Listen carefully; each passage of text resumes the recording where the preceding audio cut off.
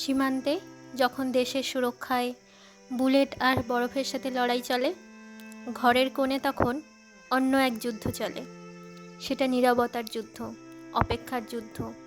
একজন সৈনিকের স্ত্রীর দূরে থাকার গল্পটা কেবল একটা সম্পর্কের দূরত্ব নয়, একটা ত্যাগ, ধৈর্য এবং এক বুক গর্বের এক অদ্ভুত কোলাবোরেশন।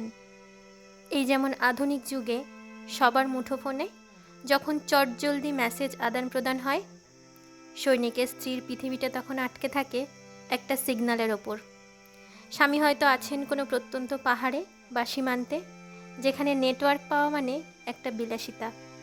ফোনটা সব সময় ফুল চার্জ দিয়ে পাশে রাখা থাকে। যদি হঠাৎ 2 মিনিটের জন্য হলেও রিংটা বেজে ওঠে, ওই 2 মিনিট কথাই আমার আগামী 2 সপ্তাহ বেঁচে থাকার জ্বালানি হয়ে থাকবে। হুট করে ফোনটা কেটে গেলে বা কয়েকদিন যোগাযোগ না হলে বুকের ভেতরটা কেঁপে ওঠে, কিন্তু পরক্ষণেই নিজেকে সামলে নিতে হয়। মনকে বোঝাতে হয় ও ঠিক আছে, ভালো আছে, দেশের কাজে ব্যস্ত আছে।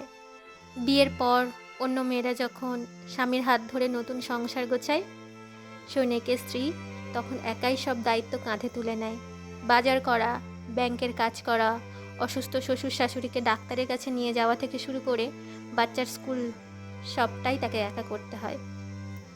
উৎসব পার্বণে যখন চারপাশ আলোয় সেজে ওঠে, তার ঘরটা তখন একটু বেশিই শান্ত থাকে। ঈদের দিন বা দীপাবলি যখন সবাই পরিবারকে নিয়ে আনন্দে মেতে থাকে, সে তখন মনে মনে স্বামীর আরোগ্য আর দীর্ঘায়ু কামনা করে মোমবাতি জ্বালায়। একজন সৈনিকের মন সব সময় না দুটো চরম অনুভূতির মাঝে দুলতে থাকে, অসীম গর্ব আর অজানা এক ভয়। যখন ও ইউনিফর্ম পরে সামনে দাঁড়ায়, তখন মনে হয় আমি পৃথিবীর সবচেয়ে ভাগ্যবতী নারী। কিন্তু যখন ও চলে যায় আর টিভিতে কোনো সীমান্তের অশান্তির খবর দেখি, তখন বুকটা শুকিয়ে যায়। আর এই ভয়টাকেও কোনো দিন স্বামীর সামনে প্রকাশ করাও যায় না, কারণ আমি জানি ঘরের চিন্তায় যদি স্বামীর মন দুর্বল হয়ে যায়, তবে দেশের সুরক্ষায় খামতি থেকে যাবে। তাই ফোনেই হোক বা ভিডিও কলেই হোক, আমি সবসময় হাসি খুশি বলি, আমি ভালো আছি, তুমি নিজের খেয়াল রাখো।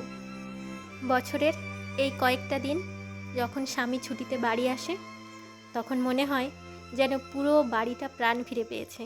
দুর্গাপুজো হোক বা দীপাবলি, সব উৎসব যেন তখনই এসে আমার বাড়ির আঙিনায় ভিড় জমায়। কিন্তু ছুটির দিনগুলো বড্ড দ্রুত শেষ হয়ে যায়। আবার ব্যাগ গোছানোর সময় চলে আসে। আবার সেই চেনা ইউনিফর্ম, স্টেশনে বা বিমানবন্দরে বিদায় জানানোর সময় চোখে জল এলেও ঠোঁটের কোণে লেগে থাকে এক টুকরো গর্বের হাসি। সৈনিকের স্ত্রীর দূরে থাকার গল্পটা কোনো কান্নার গল্প নয়, এটা এক দৃঢ় প্রতিজ্ঞার গল্প।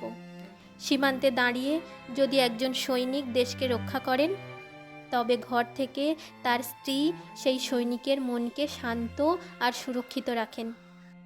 তাই এটা বললেও ভুল হবে না যে দেশের সেবা কেবল সৈনিক একাই করেন না, তার অবর্তমানে তার স্ত্রীও সেখানে সেই সেবায় অংশীদার হন। ধন্যবাদ সবাইকে। একজন সৈনিকের স্ত্রী হিসাবে আমি আমার অনুভূতি শেয়ার করলাম। কোনো কিছু শো আপ করার জন্য বা সিম্প্যাথি পাওয়ার জন্য আমি কিছু বলিনি। ভালো থাকবেন, সুস্থ থাকবেন, নিজের পরিবারের খেয়াল রাখবেন। ধন্যবাদ।